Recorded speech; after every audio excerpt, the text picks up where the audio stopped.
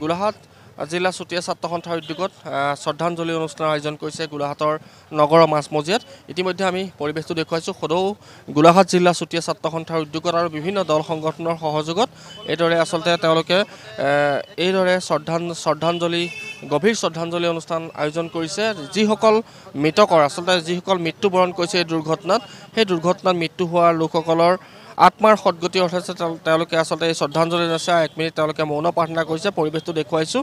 ইতিমধ্যে আমি কৈছোঁৱেই যে আমি যিদিনাখনৰ পৰা সংঘটিত হৈছিলে ঘটনাটো, সেইদিনাখনৰ পৰা পুৱাৰ পৰা আমি ND24 ধাৰাবাহিকভাৱে বাতৰি পৰিৱেশন কৰি আছোঁ যে যিসকল ব্যক্তিৰ আচলতে পৰিয়ালৰ আজিও কিন্তু দেখিছোঁ চকুত কেৱল চকুলো আৰু তেওঁলোকৰ পৰিয়ালৰ সদ্গতিৰ অৰ্থে বিভিন্ন দল সংগঠন ওলাই আহিছে আৰু বিভিন্ন দল সংগঠনে আচলতে তেওঁলোকে শ্ৰদ্ধাঞ্জলি অনুষ্ঠানৰ আয়োজন কৰিছে। সকলো গোলাঘাট জিলাৰ সকলো ৰাইজ ওলাই গৈছে। তেওঁলোকৰ যিসকল পৰিয়াল বৰ্তমান আজিৰ তাৰিখতো আমি দেখুৱাইছোঁ যে পুৱাৰ পৰা যিহেতু আজি তিলনি সম্পন্ন হৈছে, বহুতৰ ঘৰত আজি তিলনি পাতিব পৰা নাই। সেই অৱস্থা আমি পুৱাৰ ভাগত ND24 দেখুৱাইছোঁ। আজি এটা কথাই ক'ব লাগিব যে এই যি দুৰ্ঘটনা সংঘটিত হ'ল দেৰগাঁৱৰ বালিজানত, সেই দুৰ্ঘটনাত বহুতৰে চকুত কেৱল চকুলো আমি দেখা পাইছিলোঁ। 11খন যেতিয়া চিতা একেলগে জ্বলিছিলে, অসমবাসীয়ে কান্দিছিল, সকলোৱে কান্দিছিল। সেই সময়ত আমি দেখুৱাই আছিলোঁ যে কি এটা পৰিৱেশৰ সৃষ্টি হৈছিলে। তাৰ পিছৰ পৰা আমি কৈছোঁৱেই যে বিভিন্ন দল সংগঠনে একগোট হৈছে আৰু সকলোৰে মৃতকৰ পৰিয়ালৰ আত্মাৰ সদ্গতিৰ অৰ্থে সকলোৱে আচলতে 1 মিনিট মৌন প্ৰাৰ্থনা কৰিছে বা তেওঁলোকক শ্ৰদ্ধাঞ্জলি জ্ঞাপন কৰিছে। চুতীয়া ছাত্ৰ সন্থাৰ প্ৰতিনিধি আছে গোলাঘাট জিলাৰ, আমি তেওঁলোকৰ পৰা জানিব বিচাৰিছোঁ। যিহেতু আজি আপোনালোকে গোলাঘাটৰ মাজমজিয়াত শ্ৰদ্ধাঞ্জলি অনুষ্ঠান আয়োজন কৰিছে, আমি পুৱাৰ ভাগতো দেখিছোঁ আপোনালোকে সেই স্থানলৈ গৈছিলে যিখন গাঁৱত আচলতে অভিশপ্ত এটা দিন আছিলে। সেই গাঁওখনলৈ আপোনালোক গৈছে বা যিসকল মৃতকৰ পৰিয়াল আছে সেই মৃতকৰ পৰিয়ালক গৈ আপোনালোকে আলাপ আলোচনা কৰিছে বা তেওঁলোকক এষাৰি মাত দিছে। কি ক'ব?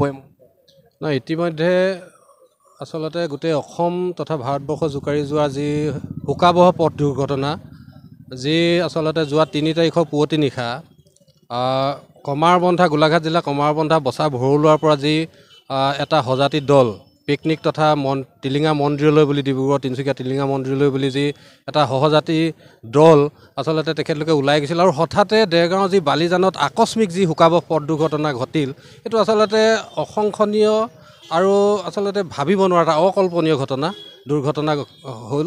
গতিকে আমি নতুন বছৰটো 2024 চনৰ প্ৰথম নতুন বছৰটো 3 নম্বৰ দিনটোতে আচলতে এনেধৰণৰ খবৰে আমাৰ সমগ্ৰ অসমবাসীৰ লগতে গোলাঘাটবাসীক আচলতে আমাক কঁপাই গৈছে। গতিকে আমি সেইদিনাই আমাৰ সদৌ গোলাঘাট জিলা চুতীয়া ছাত্ৰ সন্থাৰ এটা সজাতি দল তাৎক্ষণিকভাৱে সেই গাঁৱত গৈ উপস্থিত হৈছিল।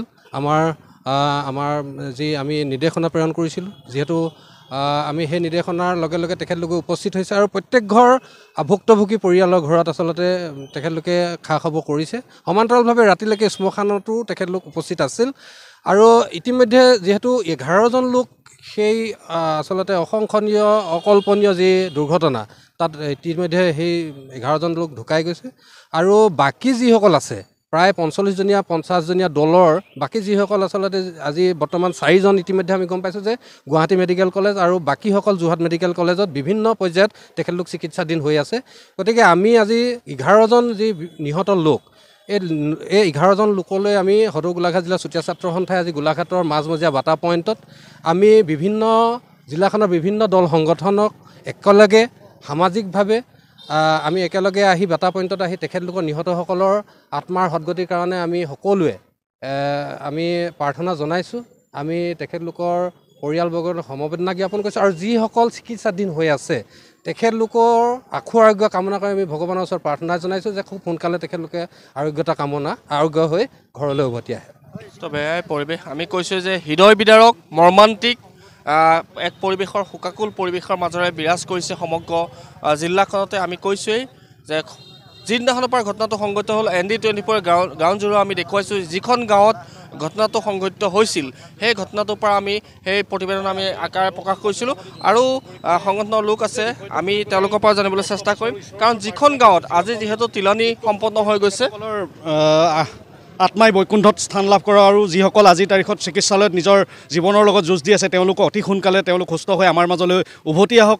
আৰু লগতে এটা কথা কম, নাই বুলি কয় তেনেস্থলত কয়লা ভৰ্তি গাড়ীয়ে আহি পেলাই এখন পিকনিক খাবলৈ যোৱা গাড়ী যেনেধৰণে দুৰ্ঘটনা কৰিলে এই কয়লা ভৰ্তি গাড়ীখনৰ ৰহস্য কিন্তু আজিলৈকে ভেদ হোৱা নাই।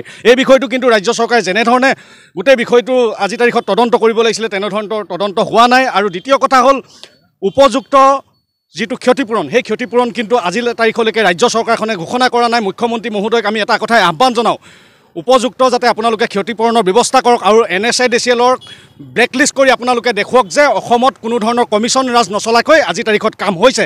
আচলতে এই কমিশ্যন ৰাজ চলি থকাৰ বাবেই আজি তাৰিখত লেহেমীয়া গতিত যি ধৰণে কাম কাজ চলি থাকে তাৰ পূৰ্বতে আমাৰ বিভিন্ন দল সংগঠনে বিভিন্ন সময়ত কৈ আহিছিলে যে ইয়াত ফ'ৰলেন নিৰ্মাণৰ সময়ত বিভিন্ন ধৰণৰ দুৰ্ঘটনা হৈ আছে, কিন্তু কোনো ধৰণৰ কথা কোনো দল সংগঠনৰ মতামতক তেওঁলোকে অংগুষ্ঠ প্ৰদৰ্শন দেখুৱাই তেওঁলোকে কাম কাজ কৰি আছিলে, যাৰ ফলত আজি তাৰিখত আমি 11খনকৈ চিতা একেলগে জ্বলাবলগীয়া হৈছে। এই মৰ্মবেদনা আমি উপলব্ধি কৰিছোঁ। আমি যিহেতু সেই সময়ত আমি উপস্থিত আছিলোঁ, কিন্তু মুখ্যমন্ত্ৰী মহোদয় আপুনি সৰু কিবা এটা ঘটনা হ'লে আজি তাৰিখত যেনেদৰে হেলিকপ্টাৰ লৈ আহি পাই যায়হি, কিন্তু আজি তাৰিখলৈকে আপুনি ইয়াত আহি পেলাই এটা পৰিয়ালকেইটাক এটা সমবেদনা নজনোৱাটো আটাইতকৈ পৰিতাপৰ বিষয়। আমি আহ্বান জনাইছোঁ অতি শীঘ্ৰে এই কোম্পানীটোক ব্লেকলিষ্ট কৰক। NSAIDCL যিটো কোম্পানী এইটোক অতি সোনকালে ব্লেকলিষ্ট কৰক আৰু পৰিবহণ বিষয়াৰ ওপৰত বিহিত ব্যৱস্থা কৰক। গোলাঘাটৰ পৰিবহণ বিষয়াকেইগৰাকীক অতি শীঘ্ৰে তেওঁলোকক ইয়াৰ পৰা চাকৰিৰ পৰা নিলম্বন কৰক।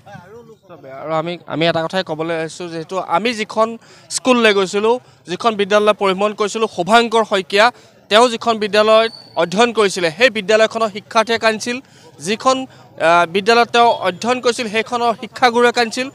এগৰাকী ককাকে নাতিনীয়েকৰ তিলনি পাতিবলগীয়া হৈছিল। সেয়া আমি পুৱাৰ হওক পৰা দেখুৱাই আছোঁ। এক হৃদয় বিদাৰক মৰ্মান্তিক দৃশ্য আমি দেখুৱাইছিলোঁ। যিখন গাঁৱত এই অভিশপ্ত যিকেইগৰাকী লোক মৃত্যুবৰণ কৰিলে সেই মৃত্যুবৰণ কৰা লোকসকলৰ মাজত এক হাহাকাৰ পৰিস্থিতি। যিখন গাঁৱত এই ঘটনাটো সংঘটিত হৈছিল সকলোৰে চকুত কেৱল চকুপানী কেৱল চকুপানী।